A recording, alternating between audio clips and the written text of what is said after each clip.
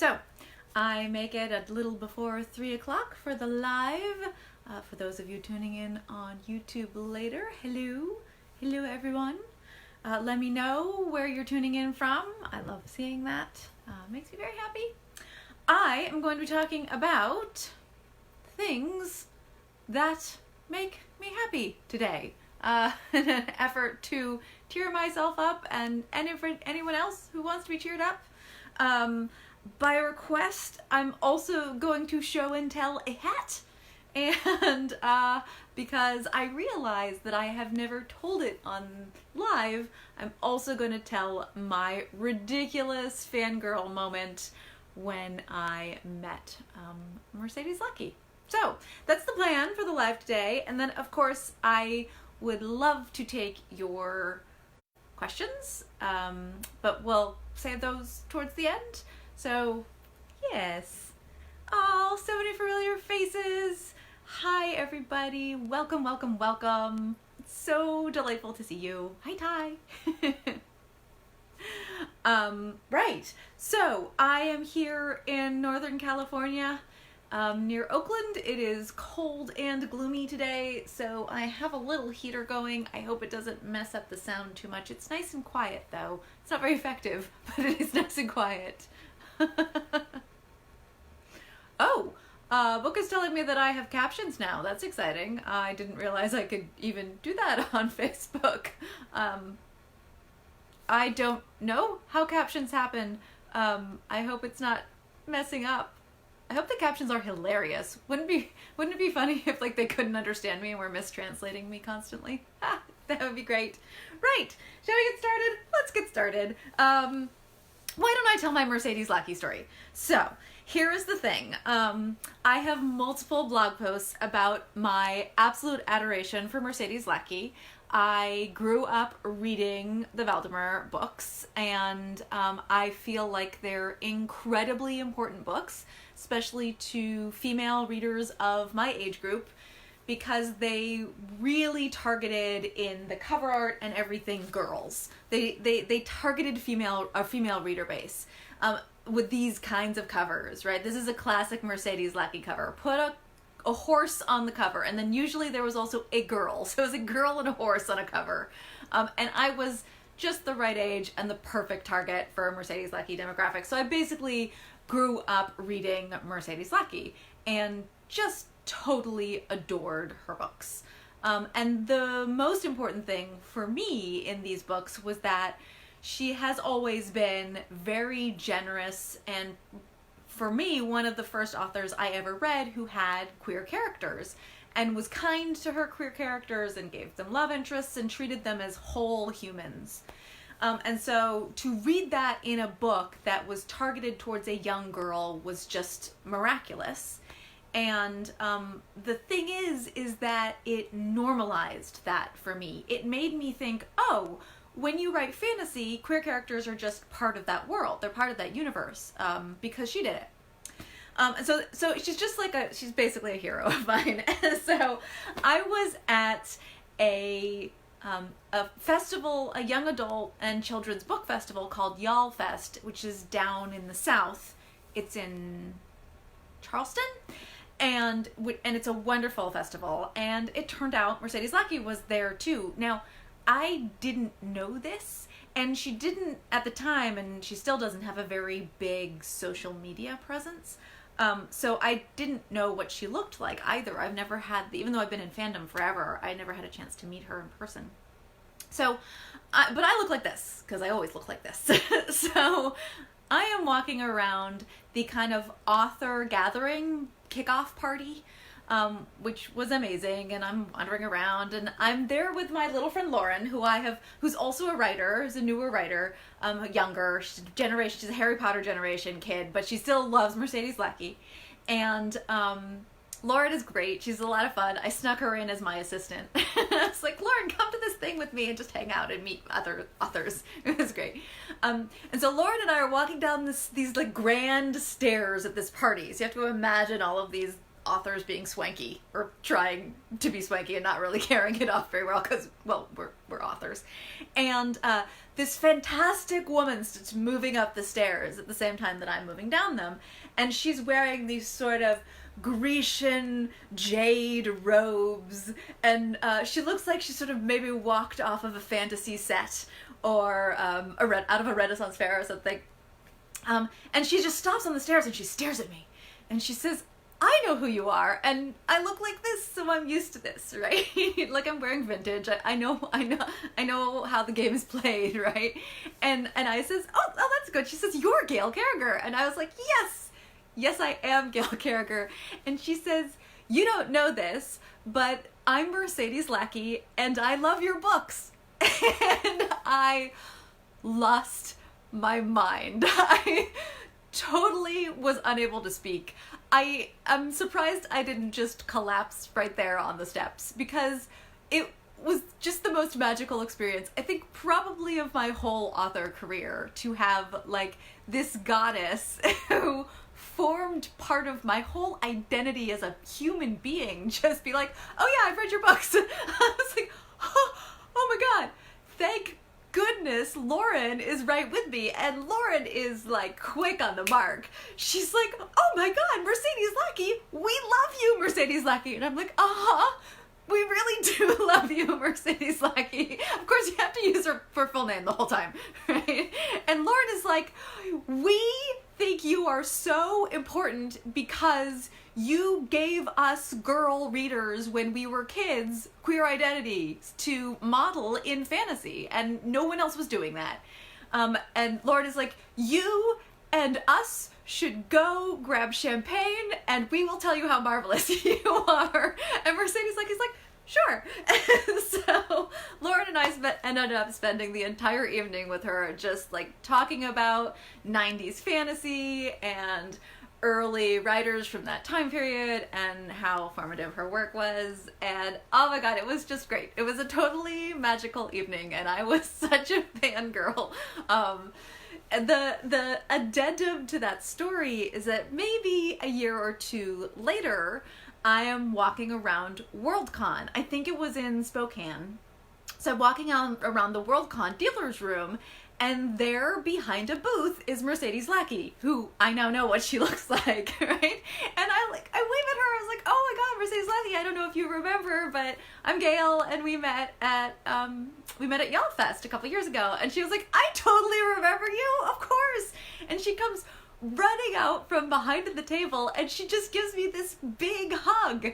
And I was like, oh my god, are we friends? Are we hugging friends now? Am I friends with Mercedes Lackey? So yeah, that is my like completely geeky fangirl-ness. So apparently I saw her again a couple years later. Apparently Mercedes Lackey and I are now friends. I'm so lucky. Anyway, so that was my fun fangirl story for you guys. I've told it like at signings and in person occasionally, but I've never told it on one of the lives before. Right, so what else is making me happy?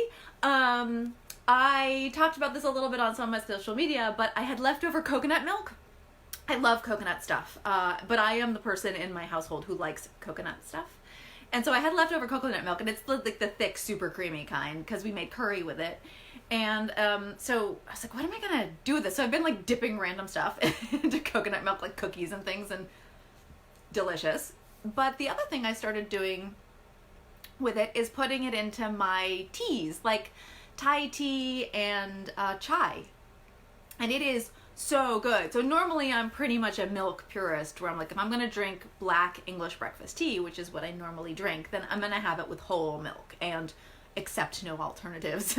But it turns out I get more egalitarian with my milk if I'm drinking a sort of more adventurous tea, like a chai tea or something.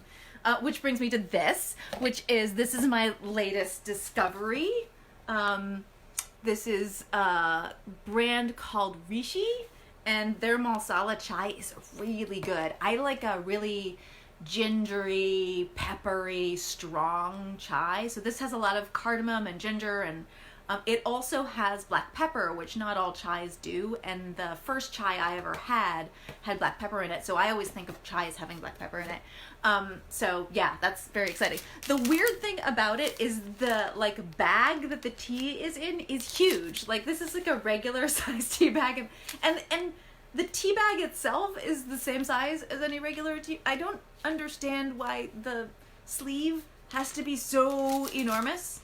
And I have to say, the traveler in me, I know nobody's traveling right now, but I'm normally a very frequent traveler, it resents how big it is because I like to be able to like stick individually wrapped tea bags in my travel containers. So yeah, but that's my latest like yummy discovery thing is this is a new chai tea. Normally you see I'm often out and about, so I like to write in cafes and stuff. So usually lunch, early afternoon, I'm out writing and I'll get something from a cafe to drink. And I'll often get chai when I'm out at cafes, or I will get coffee. I do drink coffee, mostly because I just don't usually like how American cafes do British style black tea. It's too herbaceous for me. I don't like, they tinker with it. So if I can't get a pure Assam from a cafe, I will just go for like a chai, something spicy. So yeah, but I'm of course not out and about now, and so I was like, well, I kind of miss variation for my afternoon tea, so I started experimenting with different spiced teas, and that's the winner at the moment. What else has been happening? We rearranged all the furniture in our apartment, which shocked the cat. Who was like, what's going on? And now she totally loves it. She's like, oh, I have this whole domain. Basically the idea was we sort of pushed all the furniture to the outskirts of the room so that we could kind of do yoga and exercise in the middle. It's a very tiny apartment. So we needed some extra floor space. So it used to have sort of zoned dividing in the living room so that there was a writing area for me and stuff. But now we've just sort of pushed everything out so that, and the cat was like, basically this gives me a kind of way I can circumvent the room as high as possible on the backs of chairs and things. So she's very excited about the change, but it sure messed with her worldview. She's an inside only cat, just, so this was very surprising and shocking for her. We have also been going on a lot of walks around our neighborhood, geared up and everything, like you should be. But we're trying to do, at least 20 minutes. It usually works out to like an hour's walk every day. And so we'll walk over and investigate the businesses, see who is doing takeout, what the notices are on their doors and stuff, or we'll walk around parks nearby and stuff. There aren't a lot of other people out, I have to say, but yeah, and so but when we do meet people, we've been playing a game of Neighborhood Frogger. I don't know if you guys remember that old computer game, but basically it's like we earn points for like crossing the street before the other person does and getting out of the way and maintaining a 6 foot. We're kind of triaging our neighborhood into, we're gamifying our walks for like, then we call it Neighborhood Frogger. So that's another thing that's keeping us happy. And the wisteria is in bloom here in Northern California. Wisteria is one of my favorite plants. So we've also been exploring the neighborhoods, have let Gail spot the wisteria. I'm kind of wearing a wisteria dress today. This cute little vintagey dress. One of the things I also did was pick out things in my wardrobe that I haven't worn in a while, but that have interesting necklines, because I've been doing so many videos and lives and Zoom chats and things like that. So those are the other really fun story I wanted to tell you is my mom. So my mom is of an age who finds the internet a little confusing and who finds how do I put this? Who finds technology challenging, shall we say. And so she also has a landline because she lives in a part of the world where the power goes out all the time. And so, and then of course you can't charge devices or anything. So she has an old-fashioned telephone. So I'm talking to her on her phone and guiding her through on her cell phone how to get Google Hangouts to work, because she has a Android phone and it comes already installed. So I'm like guiding her through this, and finally she manages to do it, and you know, yay mom, right? And so there's Google Hangouts and I can see it, but this is the part of her that I can see, right? I can see this. And I'm like, Mom, Mom, you need to tilt the phone. Mom, tilt the phone, Mom. And then I see the landline phone come above her head like this. And I'm just like, no, Mom, the cell phone. Adventures with my parents and technology. So, yeah. So she finally figured out Google Hangouts. Yeah. She emails me later. She's like, not my finest hour, darling. Not my finest hour. And if she's watching, sorry, Mom, but it's such a funny story. And the thing about it right now is like everyone of my generation who's trying to get their parents online and into Zoom or onto Hangouts or whatever, like we all have these stories, like we really do, because yeah, and they're funny, and we need cheery, light, amusing things right now. So those are some of the things making me happy. What else do I have? Before anybody asks, because I get this question a lot, the lipstick I'm wearing is Ink Airy. There it is. That's the lipstick. It is a regular stick lipstick. It is not a color stay, because I'm not like spending all day out and about in cafes and eating and stuff. I'm not wearing my long wear lipstick much right now. And right, so we talked about tea. What else do we have? So ostensibly I have a new book coming out, and we can talk about any questions you might have about that, but there's the new book, and this is in fact the physical copy of the book. So I know some of you have been following the saga of me trying to get the print editions up and running. It has been a saga. It continues to be a saga, but I can promise you two things. One, it's going to be available on Amazon after the release date. So the release date is May 3rd. It's the beginning of next month. As soon as that release date has passed, maybe just before, but right around the release date, you will be able to buy it off Amazon. And if you want a signed edition of this book, you can buy it from Borderlands. And you can do that via my website, via their website, via email, give them a ring. There are many ways to get it via Borderlands, but if signed is what you want, we are ready for that. I have signed, quite a few copies already, and they're ready to be boxed up, and I'm just going to drop them off at UPS, at the postal service, and they're going to ship them to Borderlands, and then Borderlands is ready, and they will distribute them. So, two ways to get the print edition, if the print edition is what you have, and proof that the print edition does in fact exist. Amazon doesn't let you list a print book for pre-order. It's part of their requirement if you're an independent press like me.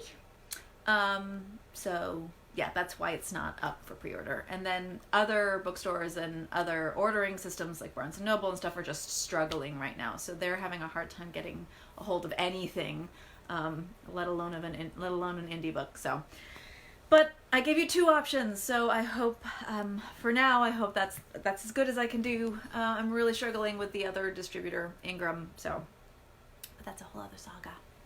And now the hat part, I have so many exciting things for you today. So somebody requests that I do a hat show and tell, and I talk about my hat collection, of which I have probably too many. But I had a rant on my blog recently about how annoying I found it when Jane Austen movies had the wrong haircuts and hairstyles and left the hair down in Austen movies. I really don't like that. It really throws me out of the experience. And I didn't talk about the hats in those movies, but one of the things I do like is a proper bonnet. So there's a reason that all of my characters in the finishing school are always talking about bonnets and shepherdess bonnets and these bonnets. So this is a bonnet, which is to say it is kind of a half of a sun hat, and that's exactly how I made this. So I bought this hat like a thrift store, and then I covered it, and then I'm a whiz with a hot glue gun and some fake flowers, and then I stitched on this little ruffle at the bottom, and then this is an old like scarf that I basically pleated and glued in. Like I said, my true talent in life is with a hot glue gun. You don't know. I'm really good with a glue gun. And it's worn like this. So it's worn kind of back on the head. And you can see this little bit is designed to sort of hide the back of the neck. And then you would tie the bow off to one side. That's why I'm wearing a fascinator today, so I could show you the hat. But yeah, so this is one of my favorite bonnets. I don't dress in full Victorian or Regency very often for events, so I haven't worn it very frequently. But I do own a bonnet. I own a proper bonnet. Who knew? So yeah, and I'll try to like I'm picking hats that go with my outfits. So I'll try to show and tell some of my other hats going forward on these lives, so long as it goes with whatever I'm wearing, because of course it's very important. Right, and then the other thing I wanted to make sure not to forget is that this book in digital form is on sale today for $2. So if you've wanted to read Simon on the Homo Sapien Agenda because maybe you saw the movie or what have you, it is cheap today. Today is Saturday, the something of April, the 10th, 11th, the 11th. Oh, I'm losing track of time. Yeah, and it's a great comfort read.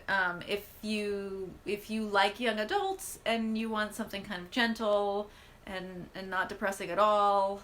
There's some angst, but it's pretty low. It's just a sweet little book. So I recommend it if you're looking for something that you want to escape into. I am not one of those people who always claims that the book is better than the movie, but in this instance, I do think that the book is better than the movie. I enjoyed the movie fine, but the book is really something quite special and sweet. Rightio. So how about we get some questions going?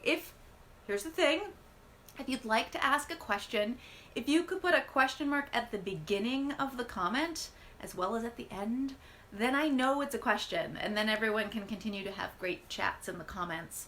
But I know how to scan through and see if anyone has a question for me. Yeah, and as usual on these things, all bets are off. If it's a spoiler, I just will say, hey, that's a spoiler, and you can email me and I'll answer it later or not. But yeah, feel free to ask. You can ask about writing or the world building or characters or whatever you like. And yeah, if you could please put that question mark at the beginning, then I know. Doc wants to know. Oh, I was in Jeez Louise, apparently I can't speak.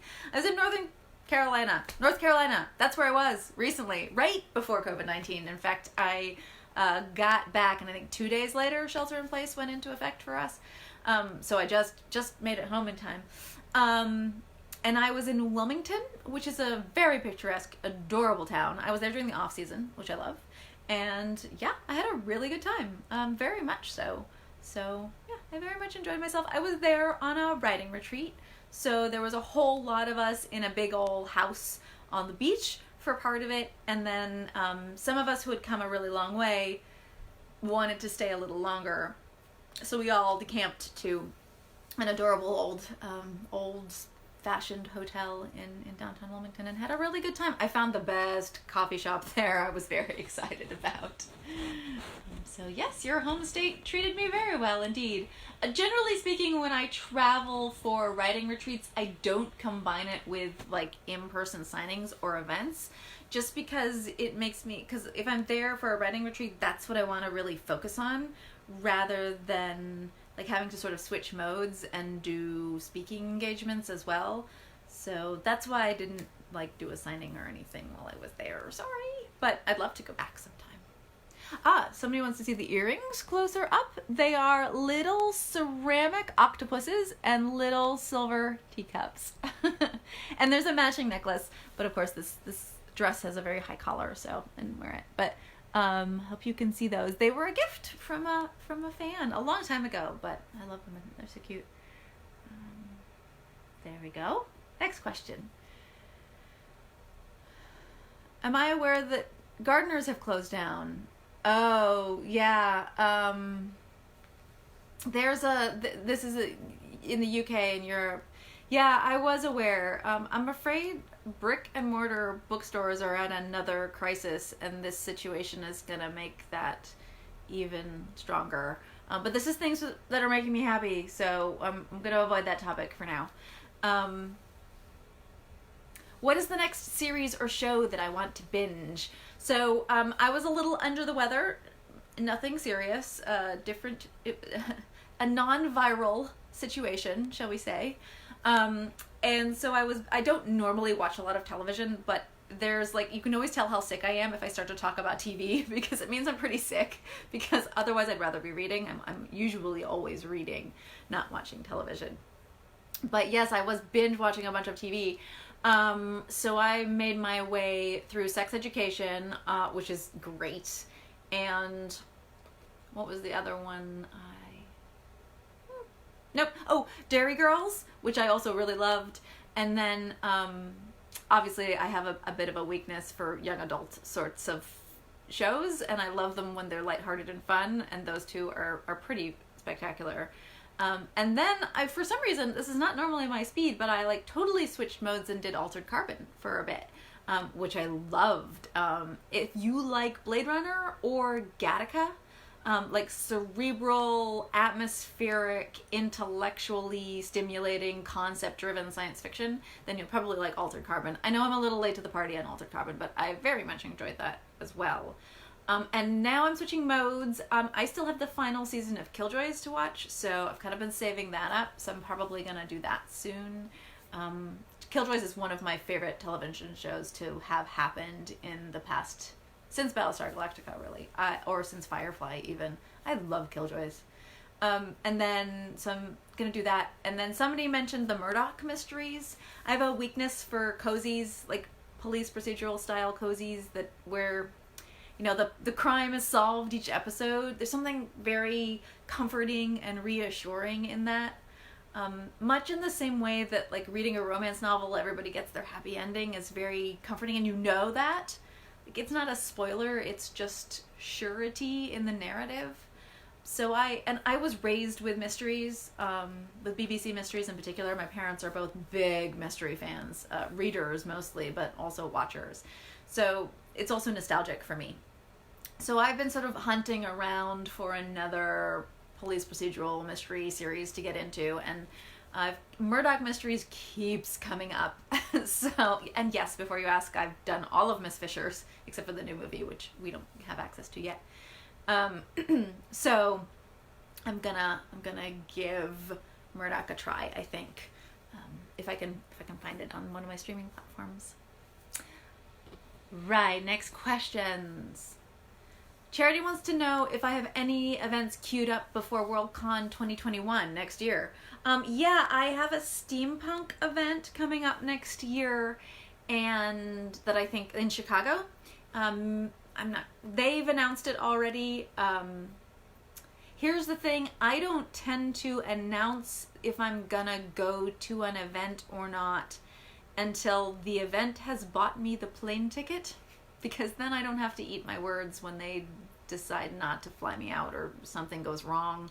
So that's part of my kind of rule of thumb. So I have stuff happening next year, I think, but until I know for sure and all of this mess that's going on right now has been ironed out, I don't like to make the announcements. But I think so Chicago and Washington DC next year, 2021. And then Denver Pop Culture Con has been moved this year to November, to Thanksgiving weekend, and unfortunately I can't travel then.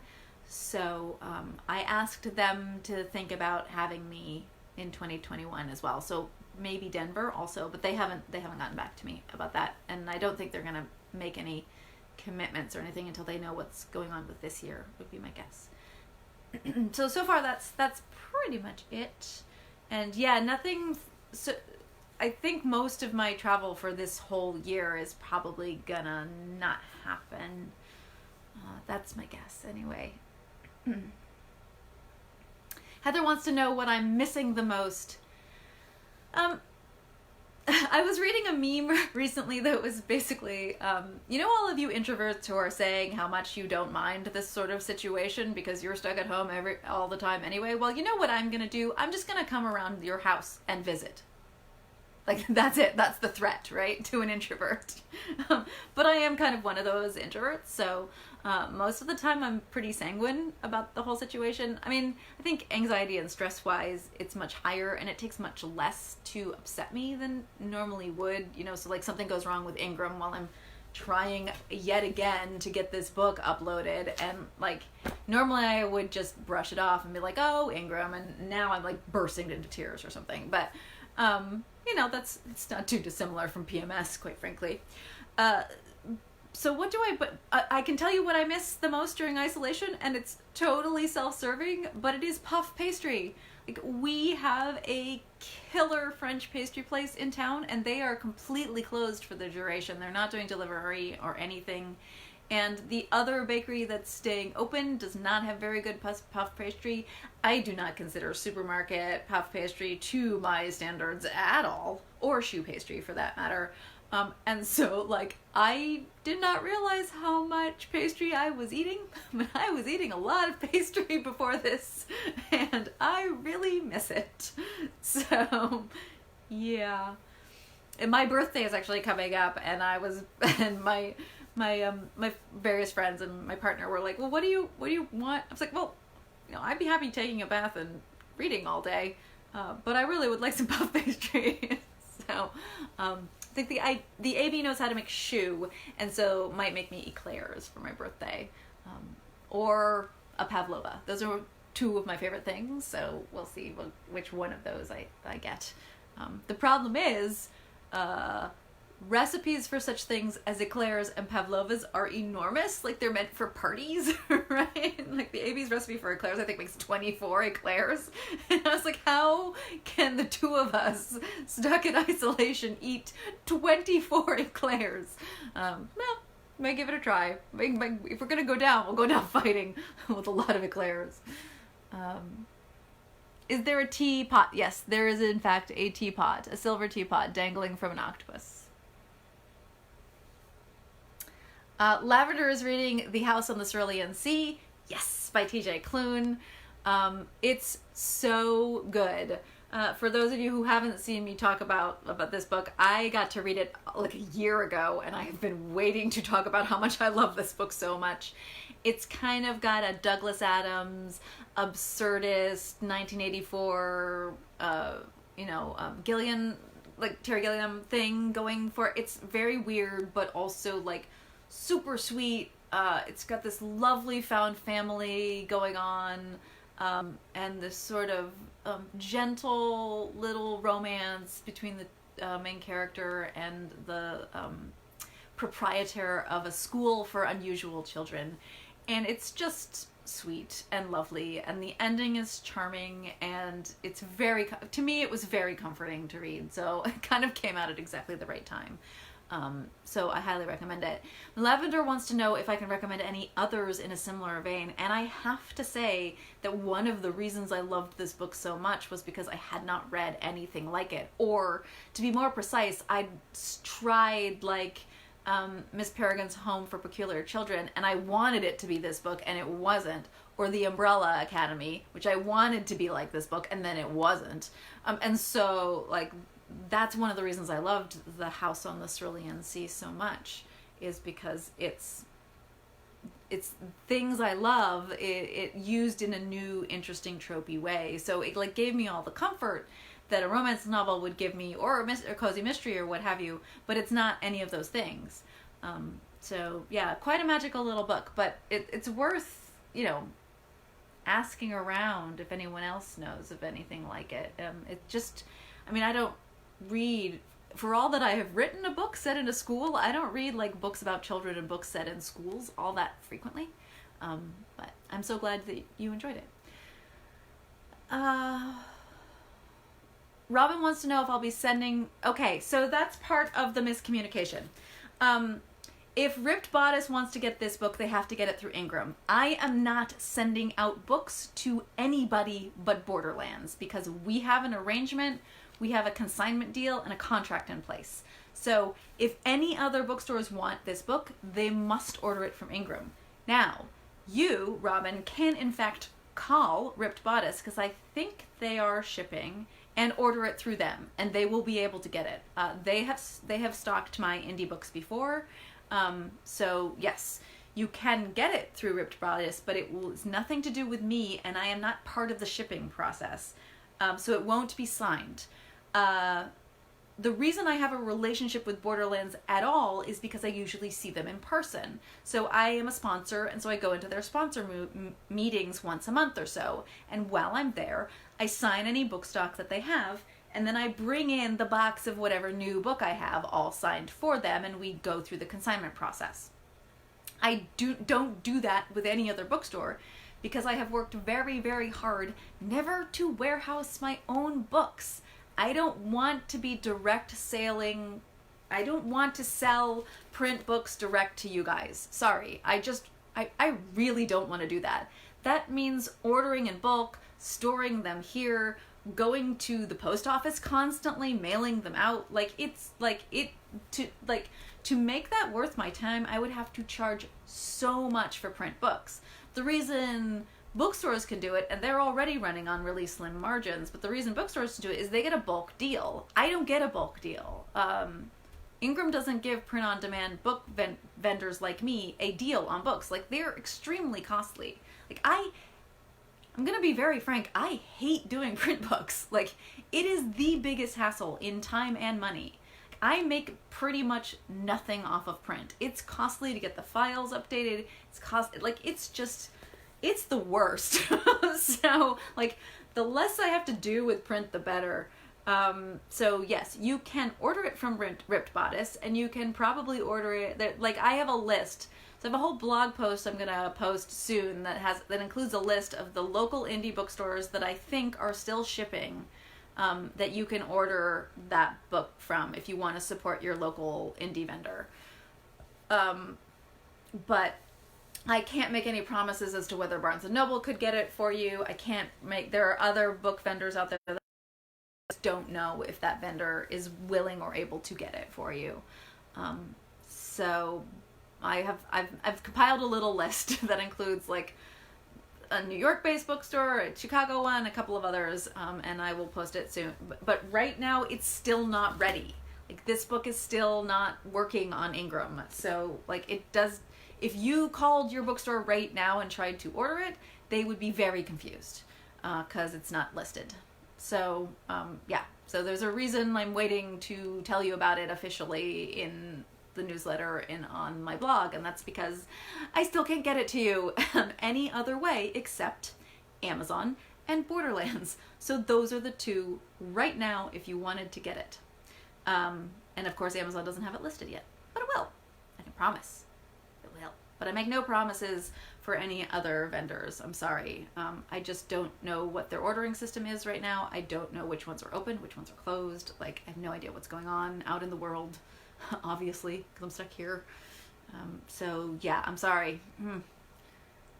Amy asks, am I still planning to attend Denver since they moved the date to November? I'm sorry. I'm sure you posted this after, but no, I can't. I don't travel for Thanksgiving.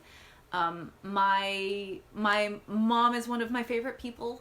I love her to death, and she's fabulous. She also cooks the greatest Thanksgiving dinner ever, because the thing she handles best is roasting a bird, because she's British, and it is so good, and I love food, and it is the only holiday she really loves.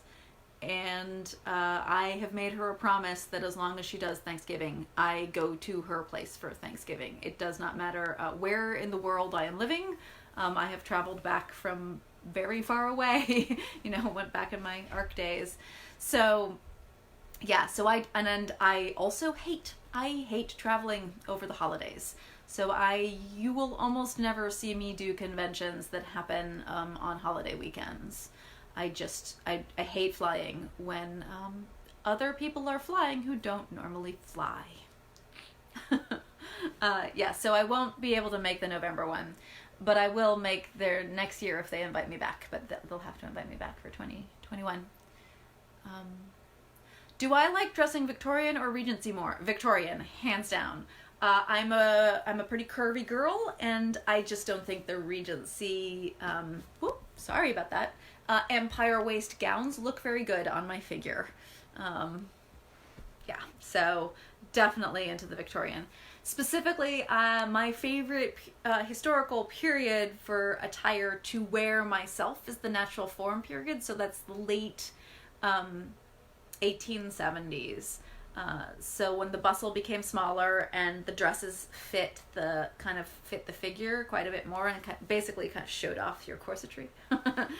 Those are my favorite looks from the Victorian era.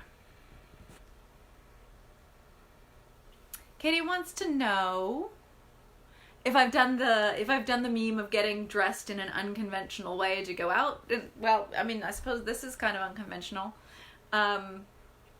Because I'm dressed in a vintage 1950s little dress right now, and I did go out of my house, down to the car, into the car, to the office, into the office. So although admittedly I don't think anybody really saw me, but this is relatively normal for me, so they probably didn't blink at it.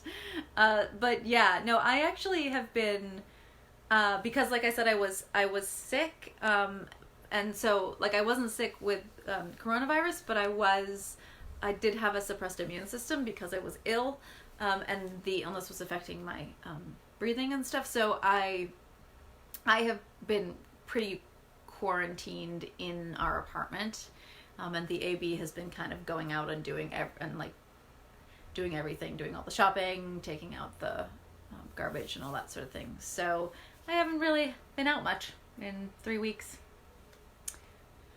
And wants to know if I finished the Heroines Journey, and when it's going to be published. So I am about halfway through the revisions at the moment, the regular revisions, and then I have some long pass revisions, and after that I will start putting it into production. I still don't know when that might be, because it's nonfiction, and I've never worked nonfiction before, and so I have a normal team in place for all of my independent books, and so I have a developmental editor that I work with, and then I have a copy editor, and then I have who does like typos and all that sort of thing, and then I have a proof editor who double checks the layout and also works with the historical aspects of the books, and then I have beta readers. So I have all of these people that like double check these books, and I have that team, after 5 years I have that team in place, and thank goodness they're all still around and everything.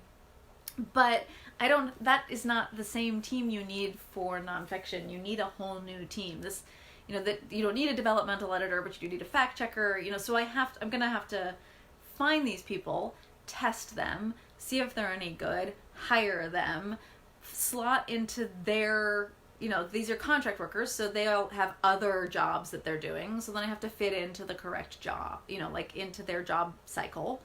So I honestly have no idea how long it will take, even after I finished it.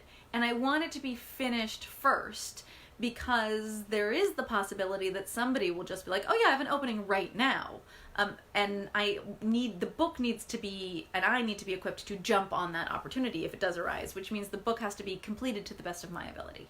So that's it's just waiting on, and I'm plugging away. Again, I was sick, so I went into a bit of a slump for a while where I was just struggling to get anything done, but I managed to pull myself out of it. So now I'm just plugging away at it. I hope it'll be done in the next couple of weeks, and then I'll start the process. And once I've started the process, I'll maybe have a better idea on timing. I was hoping to bring it out this year. I just don't know now, though. But it will definitely be next year if it's not this year. Bree asks, are there other authors that I've had really fun experiences? Tomorrow Pierce has said that I'm fun to spend time with. Oh, really? Oh my god. Yeah, so Tamora, for those of you who don't know, I love Mercedes Lackey, but Tamora Pierce is probably my favorite author, if I had to pick a favorite author. Because she was my very first. Tamora Pierce was in the kids section of the library, and Mercedes Lackey was in the adult section of the library. So I just encountered Tamora Pierce first. And I read Alana when I was like exactly the right age to read Alana. So I mean, this is dating me, but I was 8 when the first book came out. And I was an advanced reader. Like, those books were meant for 10 and up, but I immediately read that book. Like, I freaking love Tamora Pierce. So that's great. Yes, Tamora Pierce is lovely. Yeah, I mean, that's the thing about being an author who does circuit. So I circuit, by which I mean I do a lot of events. So I meet a lot of other authors. And so there's a whole group of us that sort of came up as authors together who are just really close. So we sort of, hit it big around the same time. We had our first contracts around the same time. And we just, I called us, for years, I called us the Young Lions Club, because we were like the new wave of fantasy and sci-fi authors coming onto the scene. Now we're all old farts, but those are still some of my most favorite authors. And they're not necessarily authors that I read or who read me, or even we share a fan base or anything like that. But like Peter Brett, who is the writer of The Warded Man, is kind of like one of my best friends, and also like Mike Cole and Wesley Chu and Sam Sykes. So like you'll often see us kind of all palling around and hanging out together. So yeah, and then like when I moved into YA, I got to meet Kristen Kishore, who's the author of the Graceling series, and she and I get along like a house on fire. I don't get to see her very often because she's in Boston and she doesn't travel that often, but when I'm there, we always get together. So like there are definitely authors who like I've become really close with because we've been on kind of parallel author journeys.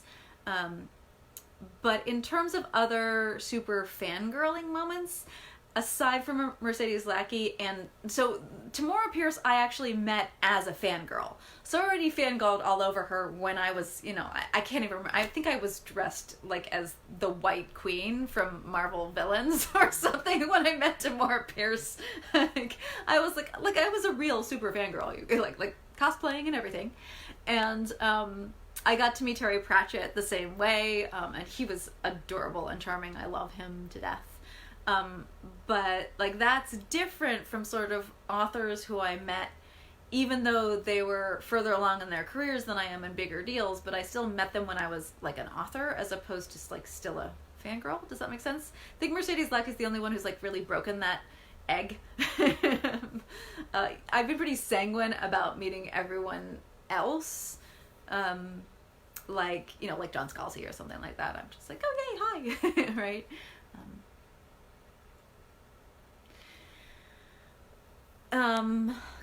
Kala? I'm sorry if I mispronounced your name. I really apologize, but asks what my best advice is for writer's block. You're gonna hate this, but put yourself in a situation where you can't write. That always works for me. So like taking a shower, going for a long walk, like removing myself from my desk and like the ability to actually write anything down suddenly makes me want to write more. Right now we're in extraordinary circumstances, and I think a lot of writers are, even though we're all stuck at home, which should be our native environment, are struggling just because, there are stresses and there are all sorts of other inputs going on right now, which I think do mess with your creativity. I am really grateful that right now I'm in revision phase on most of my projects. I'm not writing a new book right now, because I think I would be really, really struggling to write something new. The other piece of advice I've given out, you can Google Gail Carriger writer's block. I have a whole blog post that includes links to other people's, more professional than I's thoughts on getting over writer's block, because I don't tend to actually have it all that often. But the other piece of advice I always bring is read something nonfiction that's tangential to your fiction. So, for example, if you are writing hard sci-fi, you could read Scientific America. Just like reading something that analyzes the world now in a way that sparks your creativity that always helps me. So, you know, like if you're writing a cozy mystery that includes a baking aspect, just go flip through some, you know, ancient recipes from Pompeii or something. You know, like it doesn't really matter. It's just, I find I'm creatively stimulated by like weird moments of nonfiction. So that would be my other piece of advice. It might not work for you, but it sometimes works for me. Julie asks, which author would I like to make friends with or meet who I haven't yet? Ooh, that's a really great question. I mean, there's a lot of like, you know, like foremost great female authors of the past who are now deceased who I would have loved to have met. But I have a feeling that a lot of them were pretty like aggro and angsty and like fight, right? So maybe they wouldn't have been that much fun. But I'm trying to think if there are authors now who I'd really like to meet. Okay, I mean, to be perfectly honest, like, there's an author, I mostly she does middle grade and young adult, but she also writes some adult books. There's an author named Stephanie Burgess, whose work I very much admire. I've talked about Cat Incorrigible quite a bit. It's if you have readers who are too young for the finishing school books, the Cat Incorrigible books might work for them. It's the same kind of spirit. And Stephanie and I have just become really good friends via the internet, via just author interactions over the years. She lives in Wales, and I've just never met her in person, and I'd really love that. I think she and I would just really get along if we ever had a chance to sit down and have a cup of tea and a pastry. So we've got plans. If ever I end up in Wales, she's posting a picture of her favorite pastry shop, and I'm like, ooh, I really want to go there with you someday. So hopefully someday I'll get to meet her. I'm scrolling through your comments looking for the next question. Book wants to know, what can we look forward to in Dimity's book? Any kind of overview or anything. Well, it is a makeover story, so there's a vampire hive that's going badly to goth, and they're just like swanning around in poet shirts and too much black velvet, and everybody's very worried because when vampires stop wearing color, like, bad things follow. And the queen of the hive has turned into a recluse and is refusing to see anybody, and it all takes place in Nottingham, and I used to live in Nottingham. So, and one of the things I love about Nottingham that authors don't really put into books, like into Robin Hood books or anything, is the fact that the whole town of Nottingham is riddled with limestone caves. So underneath houses, there are pubs that are built into caves. There are these secret passages of these limestone caves that go through into the castle in Nottingham and things like that. And so there's a whole section in the book that has to do with the Nottingham limestone caves and vampires and stuff. So, yeah, there's a little hinter thing that you don't get to see in the blurb or anything. Katie wants to know if I've seen his Dark Materials yet. Are we talking about the new television show, the disastrous movie, or the books, or the stage play? Because I have read the books, I have not seen the stage play, I have seen the movie, and I have not seen the television show. So, there. That's the answer. Angela is recommending What We Do in the Shadows. I'm not sure under what context, but I support this message in whatever form you are disseminating it. I love What We Do in the Shadows. It is a work of genius.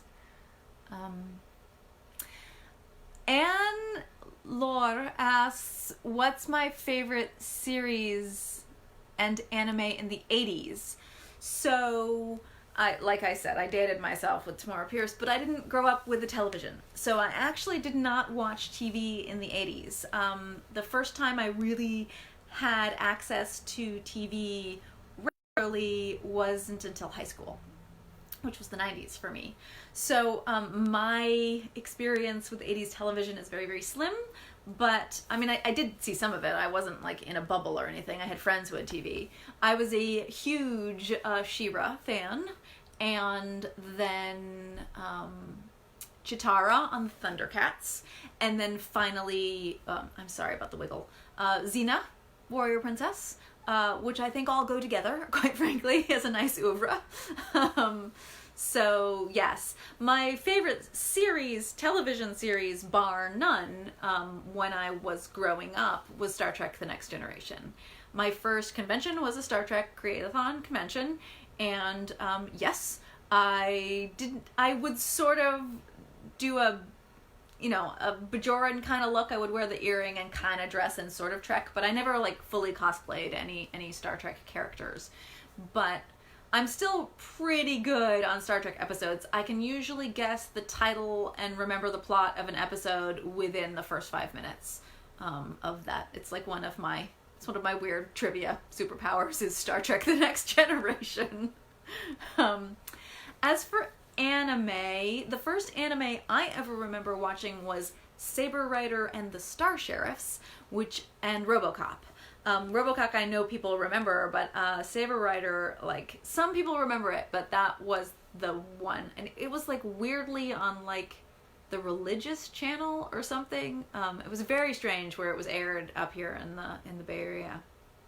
So those are the first. And then I loved Sailor Moon. So people were into Sailor Moon in college, and they were getting like illegal dubbed versions. It hadn't been aired here in the United States yet. And so I was into Sailor Moon back then. Sailor Moon, sorry. And then The Ghost in the Shell, the original movie, that one hit in the 90s. That was great. I remember watching that for the first time. And then Studio Ghibli came along. Spirited Away was my first of those movies, and I love all of that production house's stuff. And then finally, most recently, I watched Legend of Korra. I did not watch Last Airbender, but I did watch Legend of Korra, which is fantastic. I highly recommend Legend of Korra as a great travel companion. The thing about anime and animation when you're traveling is that you can watch it on a small screen, and it's usually very clear. It's very clearly drawn, and the colors are not murky or muddy. It doesn't get too dark. A lot of movies get too dark on a small screen. And also the audio is excellent because they're doing voice work. So yeah, so I watched Legend of Korra on a book tour at one point where I basically just watched an episode every flight I had from one city to the next, and it was wonderful. So those are my anime recommendations. I know that it's pretty limited. I don't consider myself really like an anime fan. I don't follow it as closely as so many do. Paula asks if I have any more cozies coming from GL Carriger. So it's not on the list right now, but I did just come up with a great idea for the next one. And those of you who follow me on Twitter know to what I am alluding. So yes, we might get a cozy mystery on the space station with Triss and Dre investigating murder in a galactic baking show. That's my current idea. It's sort of a combination of the Tinkered Stars and Great British Bake Off. Death by Noodle.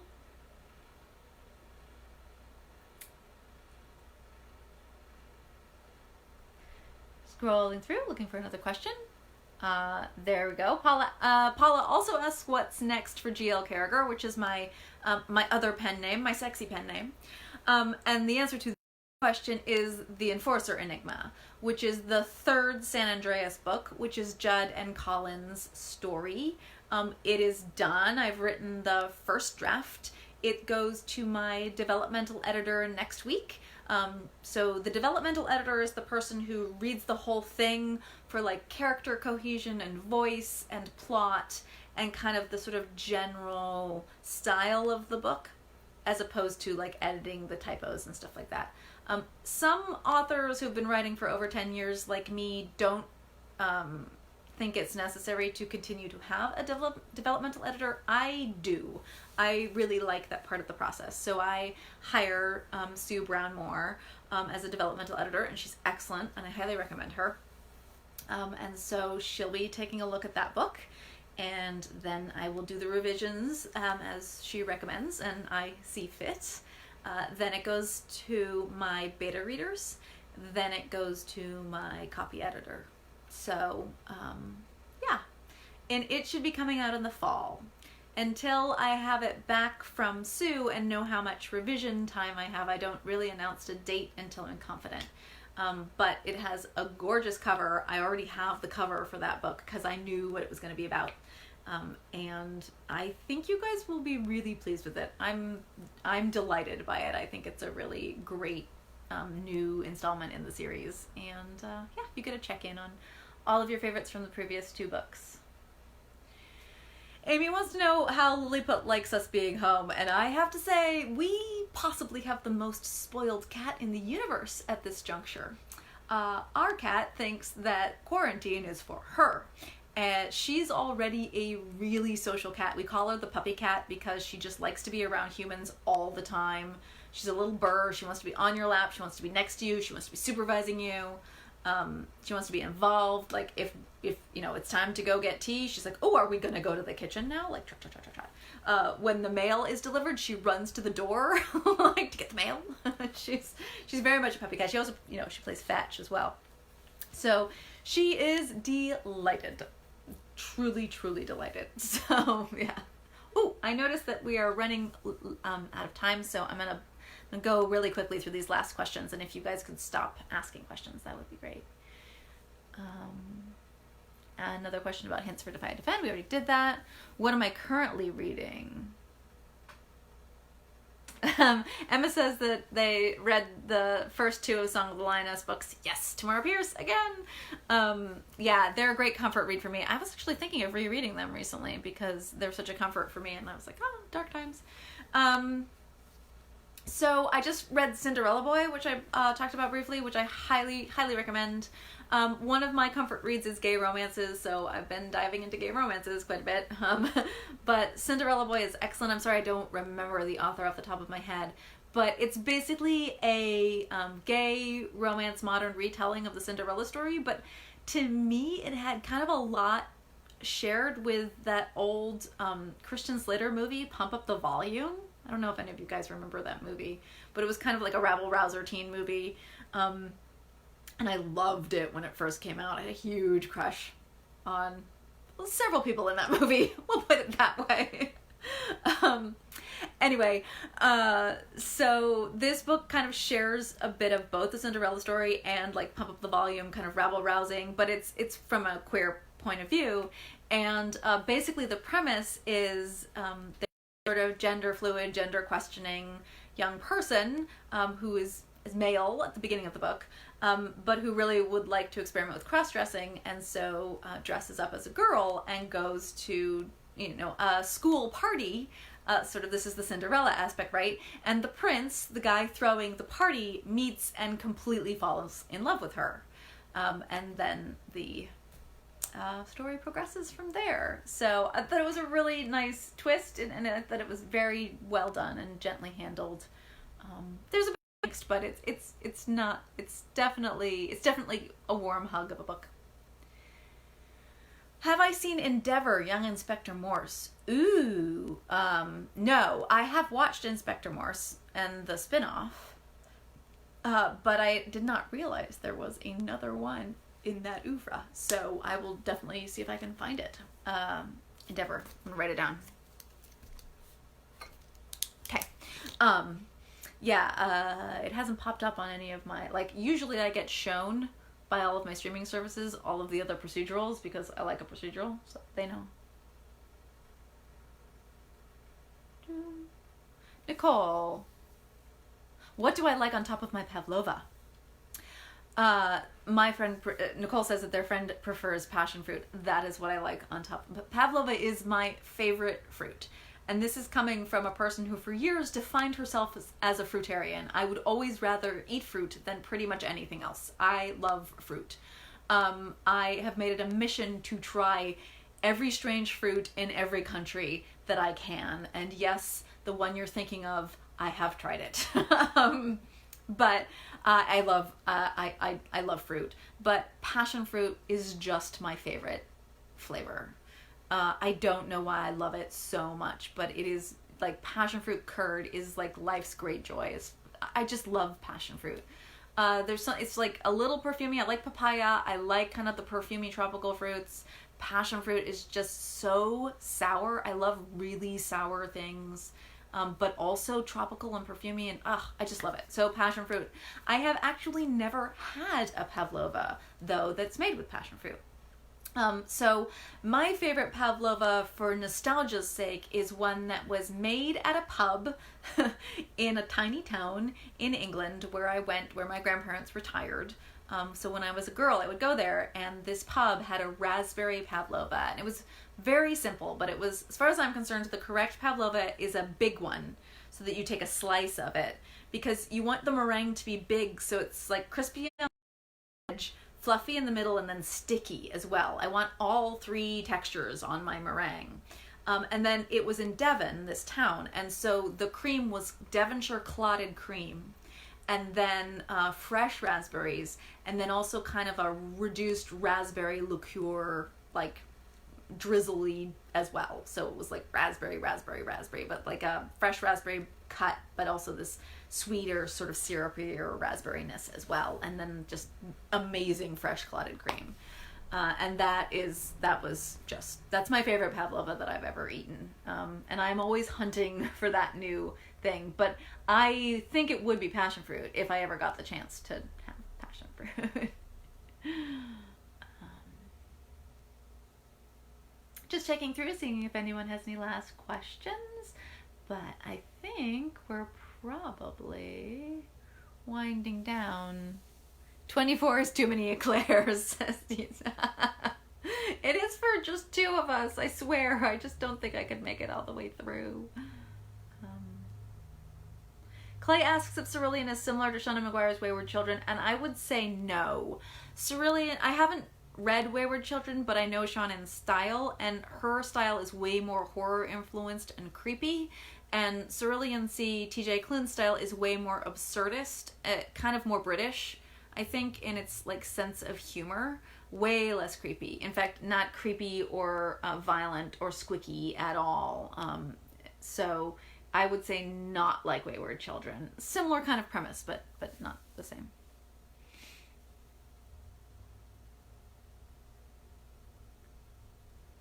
Diane asks if I plan on writing any books for younger readers, so middle grade.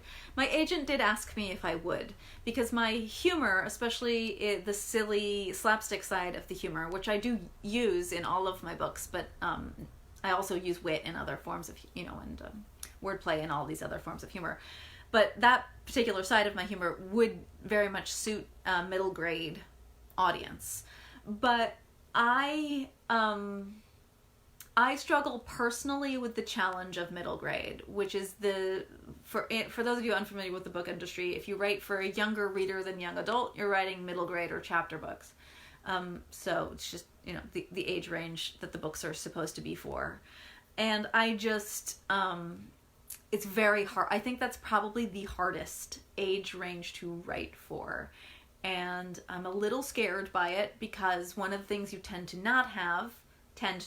and publishers frown on, is a romantic thread in that age bracket, understandably, I suppose. And I love romance, and I love putting a romance thread in all of my stuff. So I would struggle to not have that component. And there are a couple of other things that I think would make middle grade challenging for me. So I'm thinking about it and putting it on the back burner, and if I get inspired by an idea that I think would be perfect for middle grade, I might write middle grade, but it is not something that I currently plan on writing at all. Just because I think it's very hard, like truly, truly difficult. Like short stories, I think short stories are just so hard to write, and I admire people who can do it, but I'm not sure it's in my skill set. All right, I think we're winding down. I'm sorry if I've missed any of your questions. But I will have a live, so I'm gonna do, because I can't do any kind of launch event for this book, for Defy or Defend, I thought I would just do a live the day before it. So we will do a launch for Defy or Defend as the next live on Saturday, May 2nd. So that will be our next live. And I will wear green and we will talk all about that book. Some of you in Australia may have already gotten it because that's how the world works sometimes. Yeah. And hopefully if I didn't get your question, you're not too upset. And I promise I will try to answer it next week. I won't have as many stories to tell next time. So I'll have more time for everybody's questions. And yeah, stay healthy, stay happy. If you have spare time and you want to show authors you love them, that you love them, write them a review. Me, somebody else, it doesn't matter. It means a lot to us. And on that note, I'm gonna go have some tea.